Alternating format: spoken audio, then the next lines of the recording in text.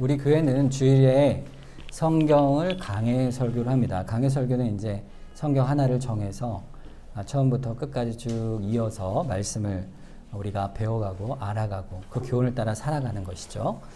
그런데 제가 이 성경을 처음에 어디로 했었는지 아시는 분은 아시겠지만 마태복음부터 시작했잖아요. 그래서 마태복음을 상당히 긴 시간 했습니다. 성경이 기니까. 그리고 이제 그 다음에 한 게 창세기였죠.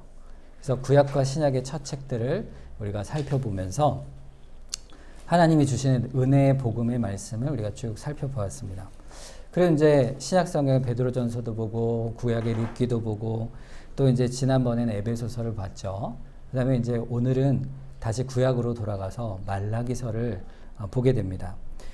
성경을 우리가 이제 제가 이렇게 어떤 걸 설교할까 고민을 하면서 이제 말씀들을 볼 때 사실은 구약과 신약을 이렇게 균형 있게 말씀을 보기 위해 노력을 하는데 이 말씀이 구약이든 신약이든 통일된 내용을 가지고 있기 때문에 우리가 어느 성경을 보든지 이 하나님의 뜻을 우리가 말씀을 통해서 강해를 통해서 쭉 배워가면 그 말씀 속에 우리에게 주시는 영적 생명력이 우리에게 살아나는 것이죠.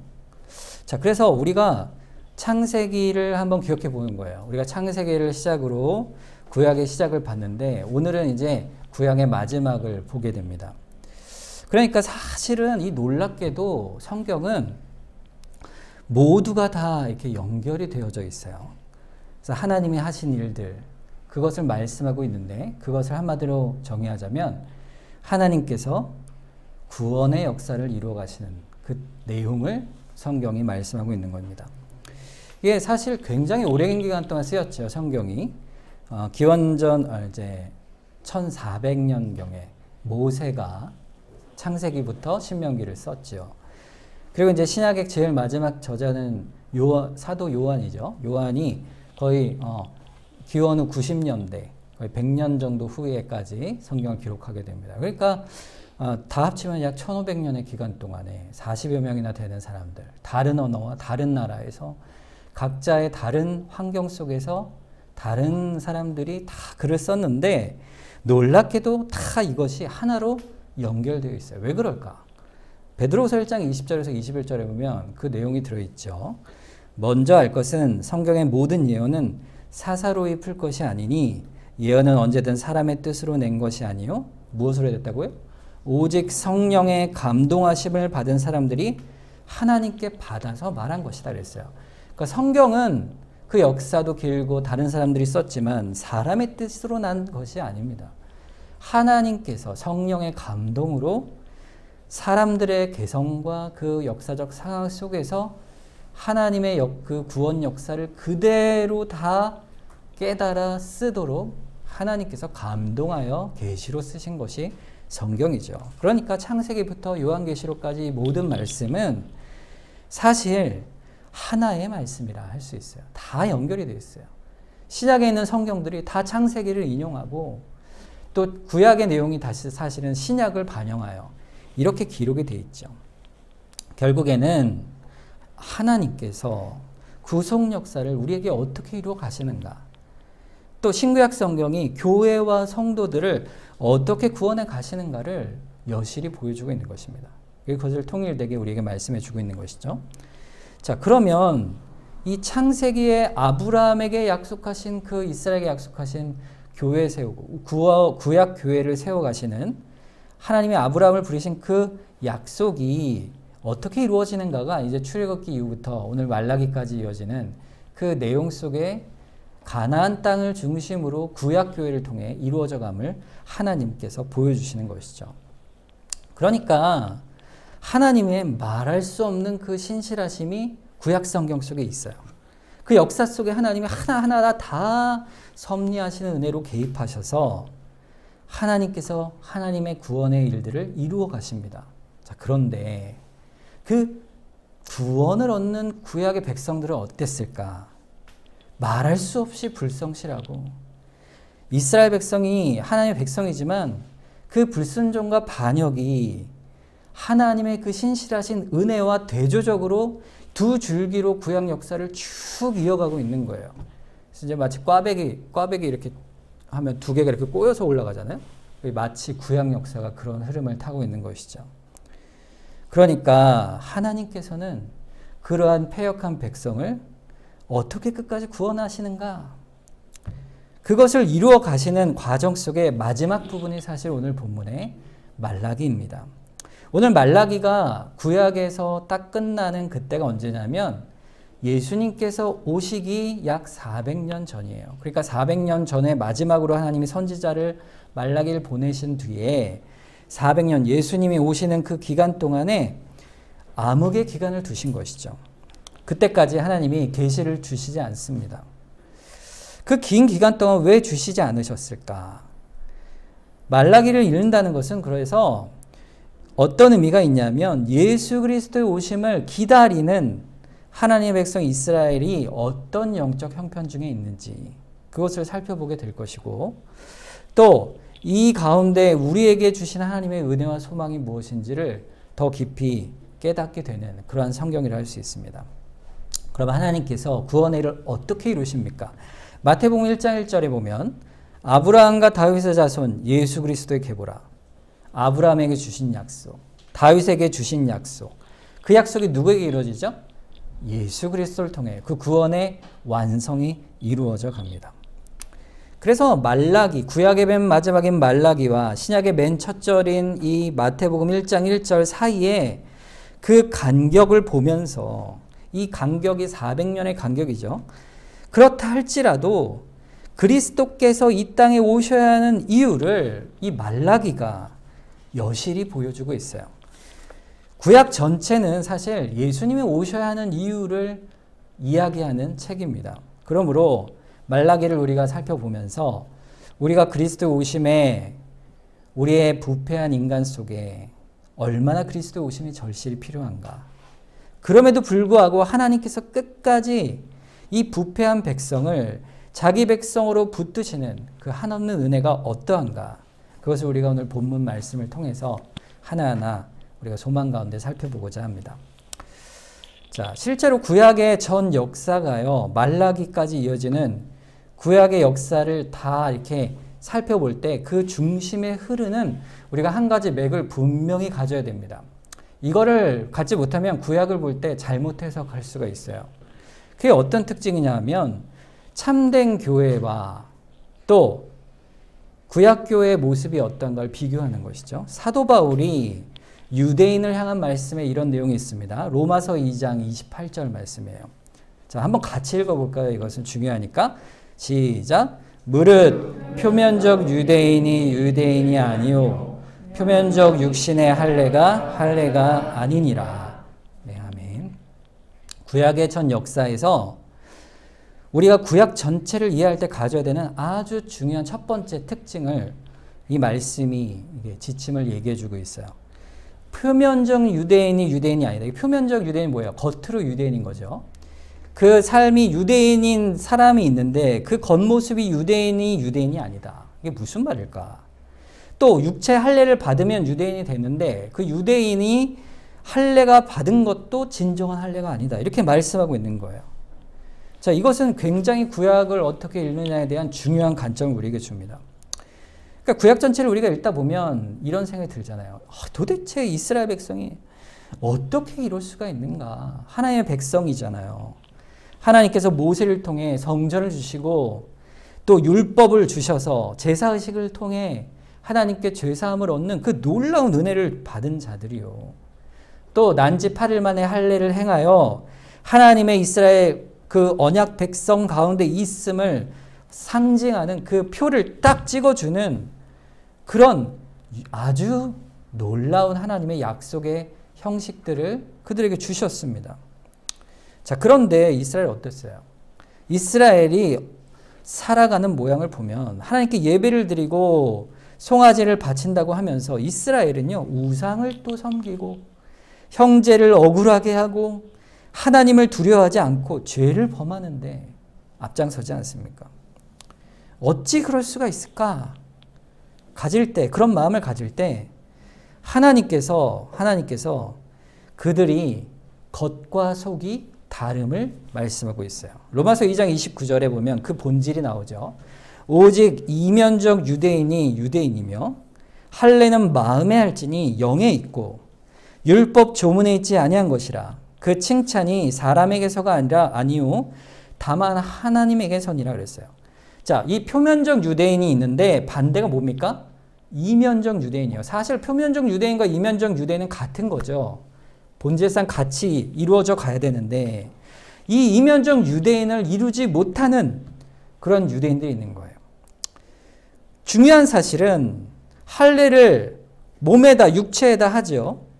그리고 혈통적으로 유대인이지만 그것을 할례를 인치고 유대인으로 태어났다는 그 사실은 그것을 통하여 그 의식을 통하여 하나님이 그들에게 원하시는 것이 있다는 거예요. 그게 뭐냐면 영적으로 그 마음에 거듭나는 할례를 그들의 삶에 이루어가는 거예요. 결국 하나님의 사람이 되어져 가는 것, 그것을 하나님께서 원하셔서 그러한 일들을 그들에게 행하게 하신 것입니다.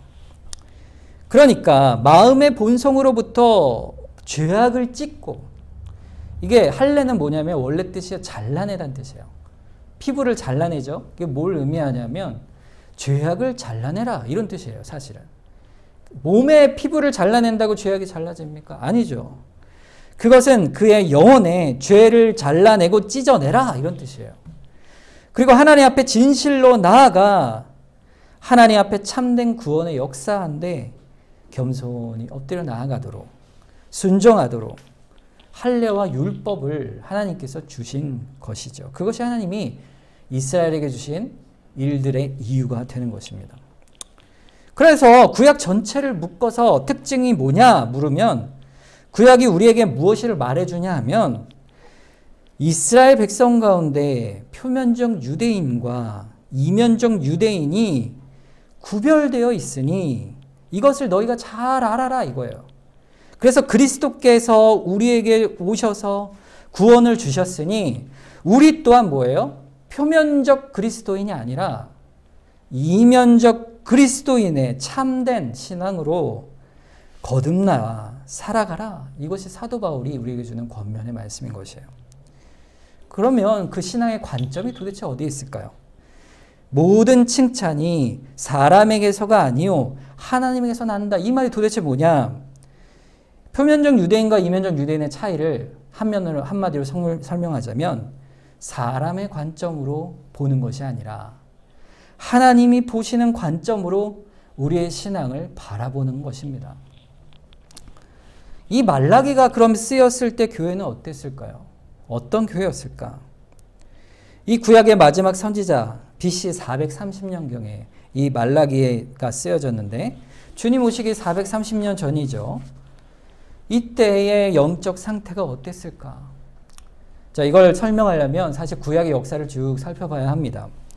북왕국 이스라엘이 있고 남왕국 유다가 있는데 하나님 앞에 범죄하여 북왕국 이스라엘이 BC 722년경에 아시리아라는 제국의 멸망을 당합니다.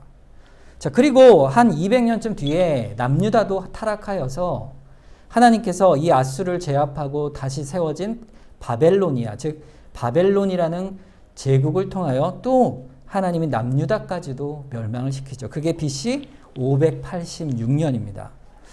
여러분, BC 586년에 멸망한 이 이스라엘 포로로 잡혀간 사람들 중에 이 바벨론에 포로된 자들이 있었는데 그 나라가 또 멸망을 해요. 그리고 그 자리에 어느 나라가 서냐면 페르시아, 즉 바사라는 나라가 서게 되죠. 자, 그러면서 이 페르시아의 고레스 왕이 모든 나라들에게 다시 돌아가라 이렇게 그 정책을 바꾸게 돼요. 그래서 이스라엘 사람들이 고레스 왕을 통해서 포로에서 귀환하게 되죠. 자, 그러게 언제냐면 바로 BC 537년도입니다. 첫 번째 스룹바벨 또 여호수아, 예수아라고 하는 사람, 이 두 사람을 통하여 이 1차 포로 귀환을 BC 537년에 하죠. 아까 586년에서 537년이면 몇 년 정도죠? 몇 년입니까? 네, 한 50년 정도 되죠. 그죠? 50년 정도 차이가 나요. 근데 성경에 보면 하나님께서 예언하시기를 바벨론에 포로됐다가 70년 만에 돌아올 것이다. 이렇게 예언하세요. 그럼 20년의 격차가 있잖아요. 도대체 왜 이 차이가 있습니까? 뭐 여러 가지 견해가 있지만 본문에 보면 성전이 무너지고 다시 지어지는 데까지 70년이 걸립니다. 537년에 돌아온 것이 1차 포로 귀환이죠. 그래서 예루살렘을 다시 복구하고 성전을 건축하려고 하는데 그 주변에 방해 세력이 이 사람들을 괴롭히는 거예요. 유다인들을 괴롭히는 거예요. 몰아내려고 하는 거예요. 그러니까 16년 동안 그 일을 미루게 되죠. 그러다가 다시 16년 만에 영적 부흥이 있어 다시 성전을 재건하게 됩니다. 그게 4년이에요. 그러니까 20년이 추가됐죠. 그러니까 50년 만에 돌아왔으나 성전이 재건되어 두 번째 성전, 스룹바벨 성전이라고 불리는 솔로몬 성전에 무너지고 그 자리에 다시 성전을 다시 건축하게 되는 게 BC 516년. 그러니까 518년에서 516년, 진짜 70년 만에 하나님의 예언대로 돌아오게 되는 거예요. 그리고 그 이후에도 2차 에스라, 3차 느헤미야 이렇게 계속 돌아오는 이스라엘 백성, 시간차로 예루살렘이 잘 세워져 가게 되는 거예요. 자, 이때부터가 중요합니다. 다시 성전이 건축되었어요. 예루살렘이 다시 복원되었어요. 포로에서 이제 이스라엘이 돌아왔습니다. 그럼 백성이 어떤 생각이 들까요? 가나안 땅에서 와서 이제 예루살렘을 복구했고 솔로몬 성전에 비하면 너무 초라하지만 그러나 하나님께서 어쨌건 약속대로 예루살렘의 성전을 짓게 하셨으니 이 귀환한 사람들의 마음에는 하나님께서 다시 이스라엘을 번성케 하고 강하게 하실 것이다 라는 그 마음의 소망이 있었던 거예요. 기대를 강하게 하고 있었던 것이죠. 여러분, 그럼 이 일을 누가 이룰까요? 바로 메시아 아닙니까? 약속한 메시아가 오시면 이 일을 이루실 것이다. 이제 돌아온 우리를 강력한 이스라엘로 다윗의 전성기를 회복하여 포로 생활 가운데 이 서러움을 딛고 강력한 나라를 하나님께서 세워주실 것이다. 이 기대와 소망이 그들에게 있었던 거예요. 자, 그런데 아까 얘기한 516년에 선전을 건축하고 오늘 본문에 보면 몇 년입니까? BC 430년이라고 그랬잖아요. 그러니까 거의 100년 가까운 긴 세월 동안 전혀 상황의 변화가 없는 것입니다. 바벨론으로 돌아와 그 먼 길을 돌아왔는데 바벨론에서 나름 생활의 기반을 잡고 50년 동안 살다가 그것을 다 포기하고 약속의 땅으로 돌아오겠다. 큰 결심을 하여 가진 고생 속에 돌아와 어렵게 예루살렘을 재건하고 성전을 건축했는데 사실 이 세대가 지나고 다음 세대가 지나고 100년이 가까이 됐는데도 여전히 하나님께서는 아무런 특별한 은혜를 주심이 없는 것 같은 거예요. 여전히 제국의 압제 속에 있고 사마리아인들의 조롱과 핍박 속에 살아가며 여전히 사는 것은 고난 속에 있으니 이스라엘이 그것을 견디다가 살림살이가 나아지지가 않는 거예요. 전혀 그렇지 못한 상황에서 세월이 가니 인내심이 바닥이 나는 것이죠. 지쳐가는 겁니다. 지쳐가면서 하나님을 마음으로 어떻게 하겠어요? 불신하기 시작합니다. 하나님이 우리를 사랑하지 않는 것이 틀림없다. 이렇게 되는 것은 하나님이 우리를 약속한 대로 행하시지 않음이 분명하다. 이렇게 마음을 갖게 된 거예요. 영적으로 그래서 점점 더 타락하고 태만하여지고 하나님에 대한 불신앙을 노골적으로 드러내게 되는 겁니다. 주의 이름을 멸시하고 하나님께 드리는 예배도 형식적으로는 행하지만 귀찮게 여기고 진리의 말씀엔 관심이 없고 하나님의 언약을 소홀히 여기고 또 이방 사람과 교통혼하지 말라 하였는데 제사장들까지 이방 사람들과 통혼하며 하나님께 드릴 헌물과 11조를 행하지 아니하고 이런 상태로 하나님에 대한 불신앙의 저항을 완연하게 드러낸 것이 바로 언제입니까? 바로 말라기 선지자가 했던 그때예요. 그런데 그때 바로 하나님께서 누구를 보내십니까? 말라기 선지자를 보내시는 거예요. 이스라엘 백성에게 가서 어떻게 전하라 하는 거예요. 본문 1절을 보세요.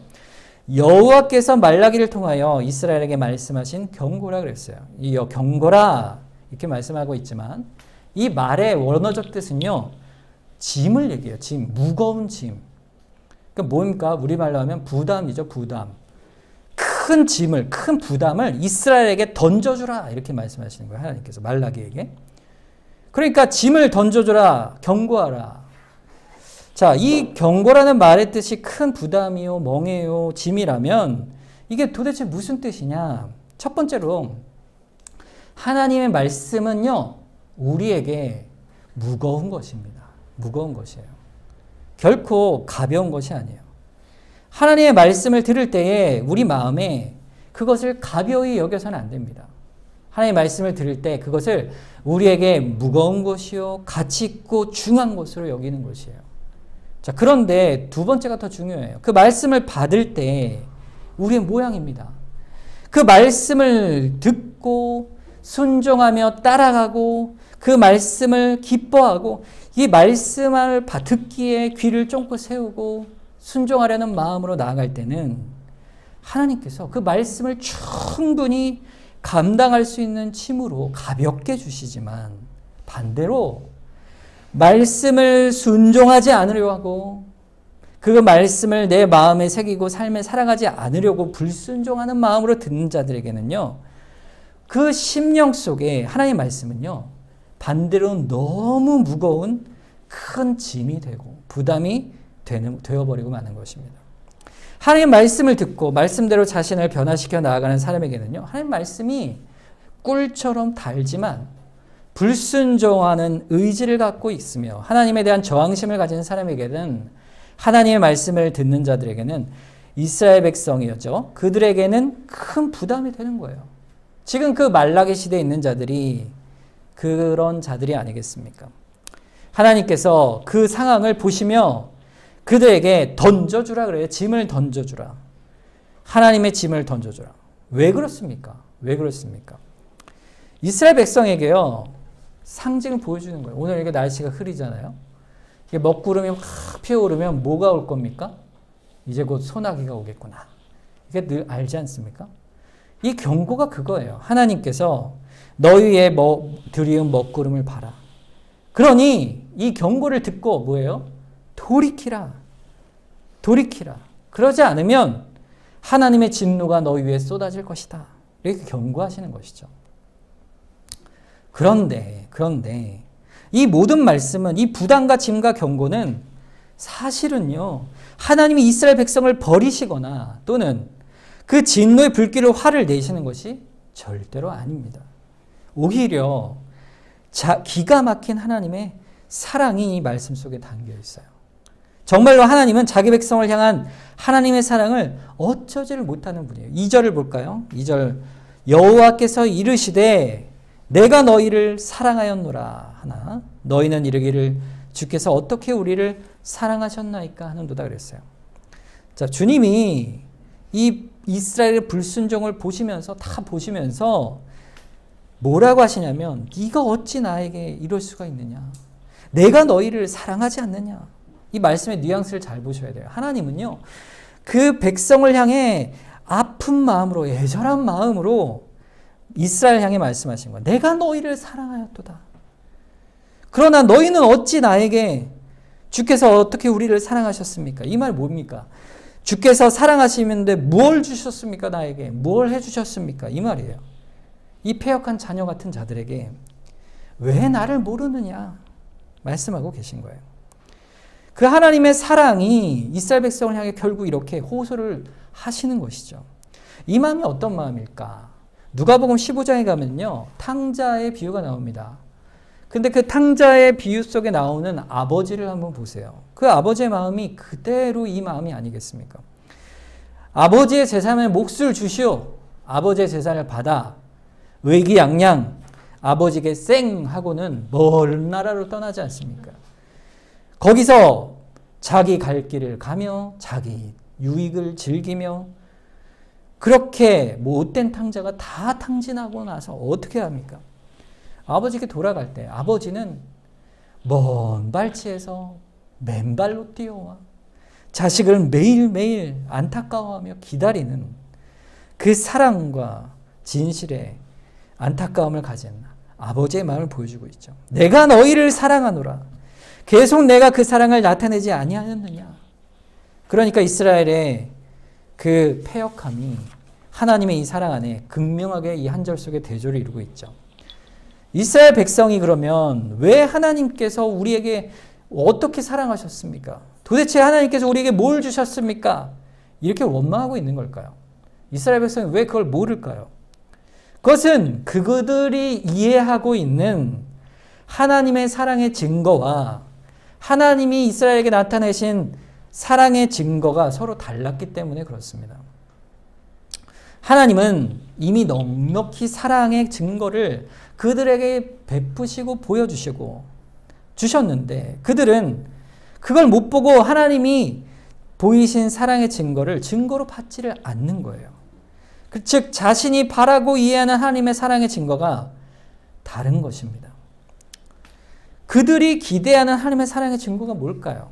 그것은 이스라엘 백성이 가나안 땅으로 아까 돌아온 그들이 다시금 다윗의 영광을, 이스라엘이 가나안 땅으로 돌아와서 하나님의 사랑의 증거는 그 무엇보다도 강한 나라가 되어 제국들을 무너뜨리고 자신들이 강력한 나라.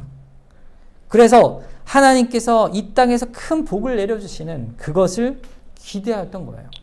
그러나 하나님이 그들에게 보이신 하나님의 사랑의 증거는요, 전혀 그런 것이 아니었습니다. 여러분, 우리가 살아갈 때, 신앙생활을 해나갈 때 하나님이 우리를 어떻게 사랑하시는가, 우리가 어떻게 그 증거를 볼 수가 있을까요? 이런 생각을 하면 그때 하나님의 사랑의 증거를 어떻게 찾아야 할까 고민이 되잖아요. 여러분, 내가 바라고 내가 갖고 있는 기준으로 찾는 것이 아니라 하나님이 나에게 보여주시는 증거를 그대로 볼 수 있도록 그래서 찾아가야 하는 것이에요. 자, 먼저 전제할 게 있어요. 그게 뭐냐면 하나님은 우리를 지극히 사랑하신다는 사실이에요. 그걸 먼저 기억하시기 바랍니다. 그리고는 둘러보는 거예요. 여러분, 보물찾기 아시죠? 우리가 이제 예전에 야외 예배했을 때 보물찾기 한번 했었죠? 자, 그러면은 이제 이렇게 하잖아요. 아이들한테, 자, 여기부터 저기 사이에 보물이 있으니까 찾아오세요. 이렇게 얘기를 하지 않습니까? 그러니까 보물을 찾을 때요, 선생님들이 숨기죠. 미리 가서 숨기면 어디다 숨겨요? 꽁꽁 숨겨 놓습니까? 찾을 만한 곳에. 보일 듯 말 듯. 이렇게 딱 숨겨 놓잖아요.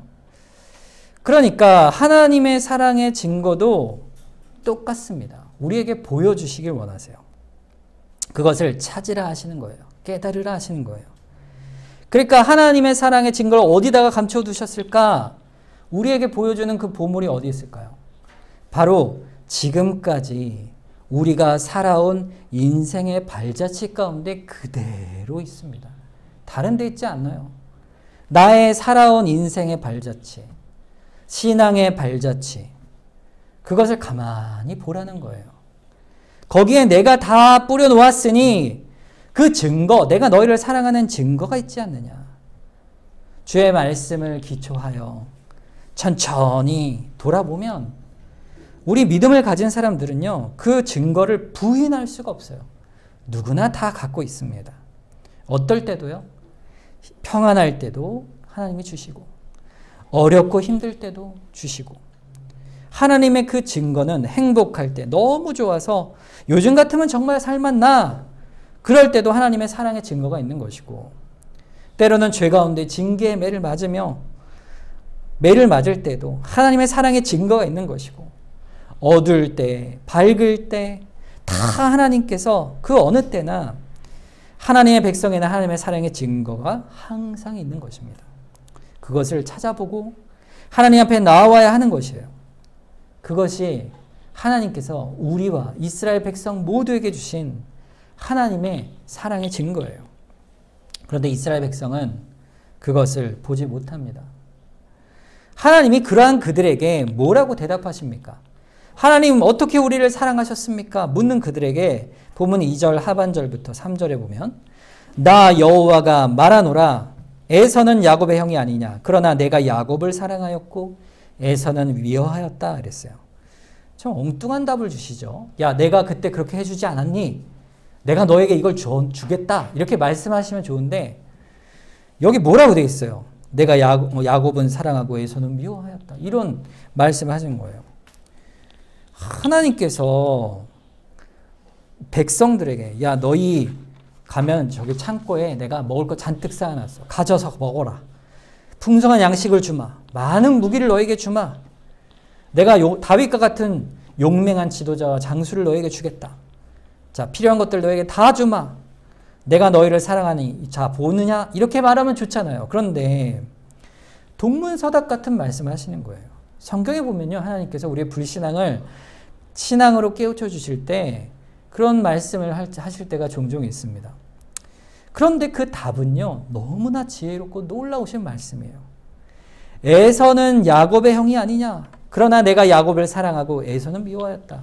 아니, 그게 어쨌다는 겁니까? 야곱은 사랑하고 에서를 미워했다는 것은 다 아는 얘기인데 이미 언제적 얘기입니까? 그 옛날 옛적 얘기를 우리와 무슨 상관입니까? 이것이 하나님의 대답인 것이에요. 하나님께서는 이건 외에 너희들에게 말해줄 것이 없다. 내 사랑이 여기 있다. 이렇게 말씀하시는 거예요. 그게 무슨 뜻일까? 야곱을 사랑하고 에서를 미워했다는 말은요, 무슨 말일까요? 그것은 하나님께서 장자인 에서가 아닌 야곱을 사랑하여 택하셨듯 하나님의 선택적 사랑은 우리를 향해 무조건적으로 하나님께서 우리를 사랑하여 선택하여 택하셨다 이 말이에요. 내가 너희를 나의 자녀로 삼았다는 이 사실이 너희에게 비롯된 것이 아니라 나로 말미암고 내가 너희가 선하기 때문에 훌륭하기 때문에 지식이 많고 재산이 많아 덕망이 있어 그래서 택한 것이 아니다 이거예요. 오직 우리를 택한 이유가 하나뿐이니 내가 너희를 사랑한 그 사랑 그것 하나 때문이라. 내가 너희를 자녀 삼은 것이 그것이지 않느냐. 내가 너희를 사랑한 것 아니냐. 이렇게 조건 없이 내가 너희를 자녀 삼지 않았느냐. 이렇게 하나님께서 말씀하고 있는 것이죠. 그러니 하나님이 누구십니까 우리에게? 바로 내가 너희의 상급이요 복이라. 내가 너희와 함께 있다. 그게 진정한 이스라엘의 기업이요 복인 것이에요. 내가 너희 아버지라. 그래서 시편 73편 28절에 하나님께 가까이함이 내게 복이라 그랬어요. 내가 주 여호와를 나의 피난처로 삼아 주의 모든 행적을 전파하리라. 하나님 여호와께 가까이 하는 것 자체가 복인 거예요. 그게 하나님의 사랑의 증거인 거예요. 시편 111편 10절 여호와를 경외함이 지혜의 근본이라 그의 계명을 지키는 자는 다 훌륭한 지각을 가진 자니 여호와를 찬양함이 영원히 계속되리로다. 여호와를 찬양하고 그의 계명을 지키는 자들은 뭡니까? 여호와를 경외하는 것. 그것이 지식의 근본, 지혜의 근본임을 아는 자들이에요. 그러니까 하나님께 나아가는 자. 하나님이 나와 함께 하시고 그분이 나의 상급이요. 나의 방패요. 나의 산성이요. 나의 보호자요. 목자요. 인도자요. 우리의 아버지시기다. 하나님이 그렇게 말씀하시는 거예요. 내가 너희를 택하지 아니하였느냐. 보라 야곱아 에서보다 네가 잘나서 선택했느냐. 하나님께서 내 사랑이 너에게 부족하냐 묻고 계신 거예요. 하나님께서 야곱을 향한 그 사랑 하나로 야곱을 선택하여 주시고 자녀 삼으시듯 내가 너희를 택하셨다. 그 사랑 때문에 저들을 살리시기 위해서 하나님이 하신 일들을 기억해 보세요. 하나님이 이스라엘 민족을 만들기 위해 애굽으로 보내시잖아요. 그때 어떻게 보내십니까? 요셉을 먼저 보내시죠. 그런데 요셉을 보낼 때 이스라엘의 형제들이 얼마나 큰 죄를 범합니까? 그 죄 가운데 동생을 죽이려고 하는 그 죄 가운데도 불구하고 하나님께서는 그 악을 선으로 바꾸시지 않습니까? 그 뒤로 애굽에서 창대한 백성이 되어 모세를 통해 출애굽을 시키시잖아요. 그런데 이스라엘 백성이 광야에서 어떻게 합니까? 불순종하잖아요. 그런데 하나님 버리십니까? 버리지 않잖아요. 40년 동안 연단하여 가나안 땅의 약속을 결국 이루어내시죠. 그런데 가나안 땅에 들어갔는데 또 어떻습니까? 사사시대처럼 얼마나 불순종해요. 그래서 끝내 하나님 버리십니까? 아니죠. 다윗 왕을 또 세우시잖아요. 그 왕권을 도모하여 가시는데 또 솔로몬 때 타락하여 나라가 둘로 쪼개지자, 그 불순종하자, 또 어떻게 하십니까? 숱한 선지자들을 계속 보내셔서 돌이키라, 돌이키라, 돌이키라. 긴 구약의 역사가 그렇게 이어져 온 거 아니겠어요? 결국은 망하게 하고 망하게 하여 다 포로로 끌려가게 하셨으나 또 버리시지 않죠. 하나님은 사랑이 거기서 그치지 않습니다. 다시 포로에서 돌아오게 하셔요. 그래서 이스라엘이 자기의 힘으로 된 것이 아니라 하나님의 놀라운 은혜의 섭리 가운데 그들을 그렇게 다 건져내시고 돌이키게 하시고 구원해내신 거예요. 그렇게 가나안 땅에 돌아와 마침내 사마리아인들의 집요한 방해에도 불구하고 하나님 앞에 예루살렘을 복구하고 초라하지만 하나님의 성전에 다시 건축하여 하나님께 예배하는 것이 하나님의 은총이 아니겠습니까? 하나님의 사랑이잖아요. 그러니 어느 것 하나 조상 때부터 지금까지 하나님의 손길이 미치지 않은 것이 없는데 지금 먹는 밥이 기름지지 않다 하여 지금 둘러보니 저들이 오히려 더 나은 것 같다 싶어 이방 민족과 비교한 끝에 욕심을 내고 하나님이 언제부터 우리를 사랑하셨고 뭘 해주셨습니까? 라고 되묻을 수가 있느냐. 하나님이 그들에게 그렇게 묻고 계신 것입니다. 그 비교하는 그 이방인들을 향해서 뭐라고 얘기하세요? 에서의 형편이 어떠한가 보라. 증거를 보라. 또 보여주시죠. 3절에 보세요. 하반절에. 에서는 미워하였으며 그의 산들을 황폐하게 하였고 그의 산업을 광야의 이리들에게 넘겼느니라. 내가 저들을 그렇게 번성하게 두지 아니하노라. 하나님이 악인들을 반드시 심판하시고 있음을 그 증거로 보여주고 계세요. 보라. 4절에 보세요. 에돔은 뭡니까? 에서의 후손이죠. 에돔은 말하기를 우리가 무너뜨림을 당하였으나 황폐된 곳을 다시 쌓으리라 하거니와 나 만군의 여호와는 이르노라. 그들은 쌓을지라도 나는 헐리라. 사람들이 그들을 일컬어 악한 지역이라 할 것이요 여호와의 영원한 진노를 받은 백성이라 할 것이다. 저들이 아무리 하나님의 심판을 거슬려 자신의 힘으로 번성하려 애쓴다 할지라도 쌓을지라도 하나님이 마치 바벨탑을 허시듯 다 헐어버리시겠다. 그것을 하나님의 진노를 행하시겠다. 여러분 바벨론 가장 당시 강력한 나라였죠. 근데 그런 나라가 어떻게 됩니까? 하나님께서 말씀하시죠. 그토록 에돔이 부럽냐? 그토록 바벨론이 부러운가? 저들이 다 멸망하게 될 것을 그렇게 부러워하느냐? 하나님 앞에 어떤 나라들인가? 못 보는 것이죠. 택한 백성, 나의 자녀, 한평생 살아가는 그 인생 가운데 그토록 하나님의 사랑에 불만하고 의심하며 내가 너의 상급이거늘 그것을 족하지 못한 채 부러워하느냐? 하나님이 그들을 향해 불러내시는 것이에요. 바벨론이 결국 무너지잖아요. 이 바벨론이 뭡니까? 하나님을 대적하는 세상이죠. 요한계시록 18장 2절에 힘찬 음성으로 외쳐 이르되 무너졌도다 무너졌도다 큰 성 바벨론이요 귀신의 처소와 각종 더러운 영이 모이는 곳과 각종 더럽고 가증한 새들이 모이는 곳이 되었도다. 이게 무슨 말씀이에요? 나로 족하지 않느냐? 내가 너를 사랑한다. 보라, 그 증거가 있지 않느냐?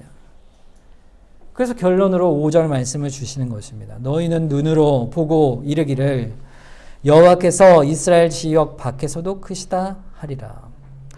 하나님은요, 크신 하나님이십니다. 크신 하나님이세요. 하나님의 그 능력과 권능은요, 이스라엘의 안에만 미치는 게 아니에요. 만물에 미치십니다.